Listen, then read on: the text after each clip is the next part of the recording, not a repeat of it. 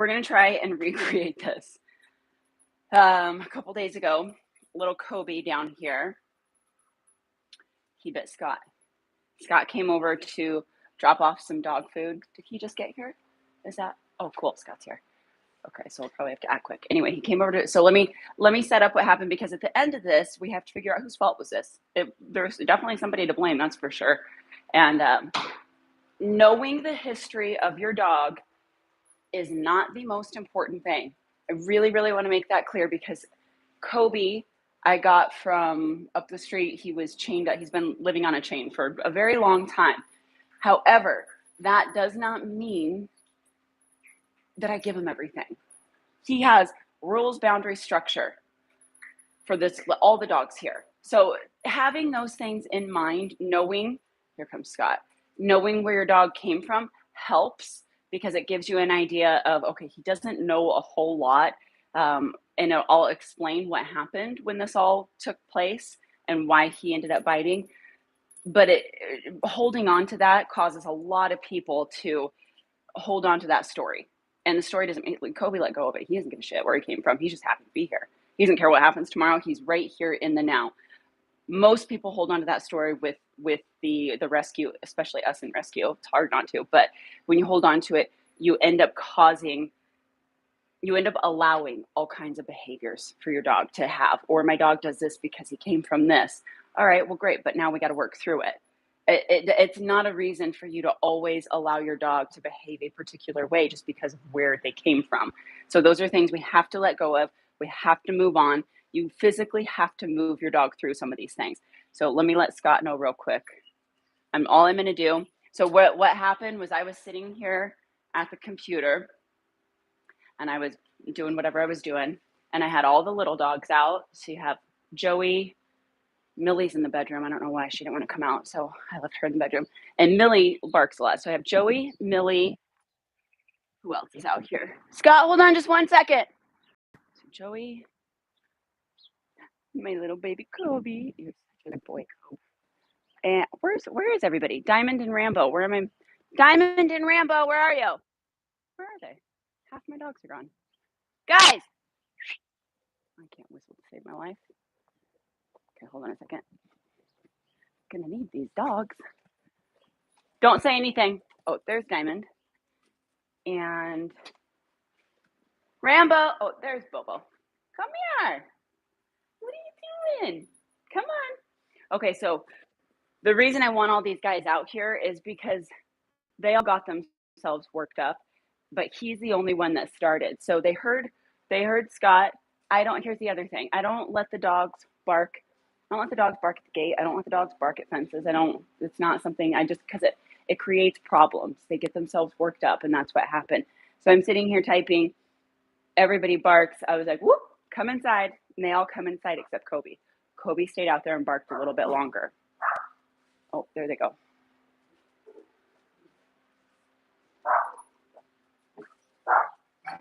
Come on.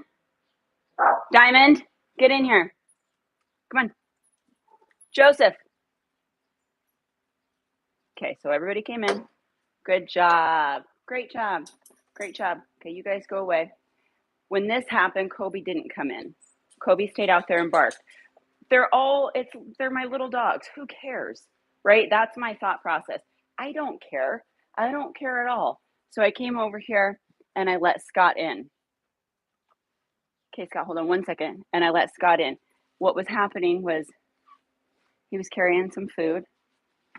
Little Kobe got all wound up because he stood there and barked. And as soon as Scott came in, he reached up and grabbed his leg. So let me put these other dogs away because I need to. Guys, come here. Joseph, Rambo, or who else is out there? Joey, Diamond. So I need to show you what goes down and how you work through this. Come on, you guys. Diamond, come here, baby. Come here. Okay, you guys got to come with me. I'm sorry. I have to, when I do a live like this, you just got to be involved in all the whole process. Oh, Millie, nice to see you. Nice to see you. Okay, I'm going to put these little guys away real quick. There's Diamond. Good job, Diamond. Good job, Rambo.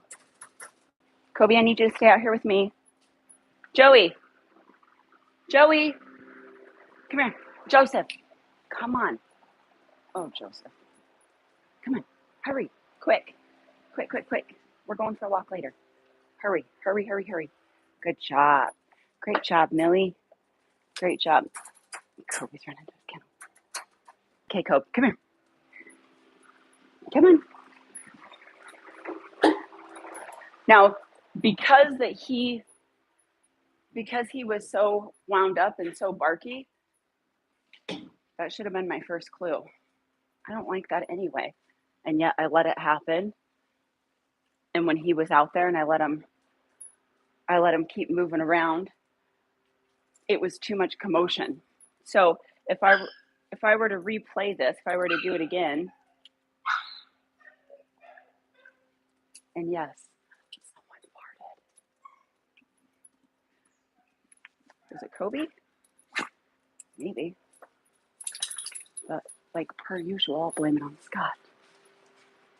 Okay, so I don't even need him out there when I have somebody coming through the fence.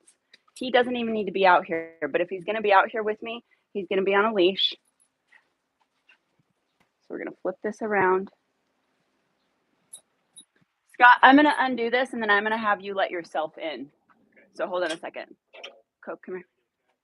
I got him on a leash, so we'll watch his behavior. Go ahead and let yourself in. Come on. No. Come here, Kobe. Come here. So there's nothing going on with him. It's not that he's an outrightly aggressive dog. It was just that there was so much commotion. Let's see your bruise. Oh, he got you good. Yeah, it was much littler the other day. Just spread. Better earlier this week. Scott's flexing his legs for you. So he's not an outrightly aggressive dog. He just got spooked really hard with all of this. So let me flip this around. Ideally, go ahead and come in. What I would do is I'm going to work this little guy. Guys, can you stop? We're doing it live. So even the dogs back there could potentially get him going. All I'm going to do is come over here and ask my dog to do a place.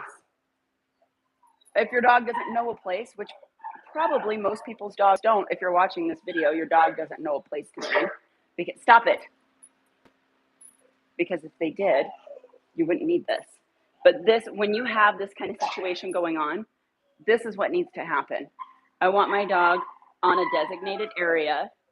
Good boy. Nope, all the way on. Oh, Lord, have mercy. Get over here. Come on. Place. Kobe, place. Stop it, Billy. That's enough. Kobe, sit. This video really turned out to be a shit show. Kobe, no. No. Down. Stop. This was a terrible idea. Okay. I'm going to quit life today. All you want to do is you want to put your dog on a place bed. That's the point. If your dog's not going to hold the place command, which Kobe's not going to because he barely knows it, I'm going to put a leash on my dog. The bottom line is I'm not going to allow my dog to go charge over at that fence and start barking and yipping and being annoying when I have company coming in, especially if my dog has shown any kind of situational or any kind of situations where he's resource guarded anything before, because he has. A few days ago,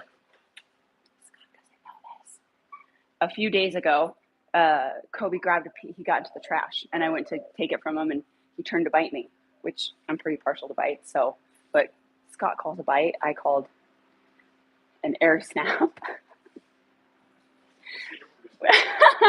Which for me, it's my dog. I don't care. I know that I need to work him through that. So I was like, oh, okay, cool. So he's got that in him.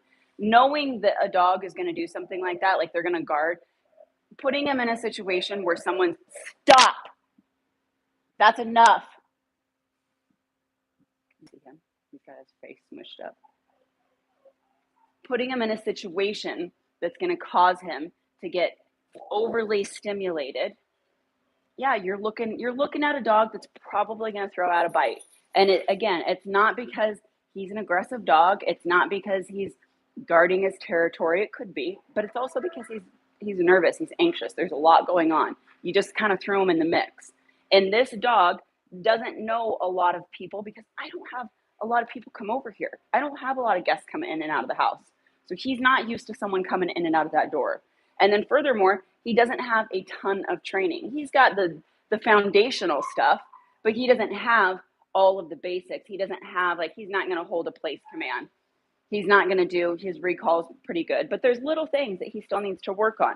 So things like this, like, let's say for instance, that he still wasn't digging Scott. If he's still not into Scott, which he doesn't care. Kobe's totally beside, Kobe doesn't care at all. But clicker training for dogs like this is such a good option. It's such a good option because the noise helps get them out of that state of mind. I'm not going to use the clicker to keep him from going after Scott. All I'm going to do is use the clicker as a noise that's going to redirect him and focus him on me. So say, let's just pretend like Kobe really just couldn't stand Scott. He was having a problem with him. All I would do is I'd say, Kobe. When he'd get to me, I'd click and reward and let him know, good job. Ignoring Scott is your best option. This is a great idea. Don't even pay any attention to him. And then all I'm going to do is just walk him around. Let him get close. He ignores them. Oh, great job. Unfortunately for my guest, I don't know what they came over for, but whatever it is, it's going to be put on pause because I need to do some work with my dog. Another really important piece to this is letting your dog see you interact with this person.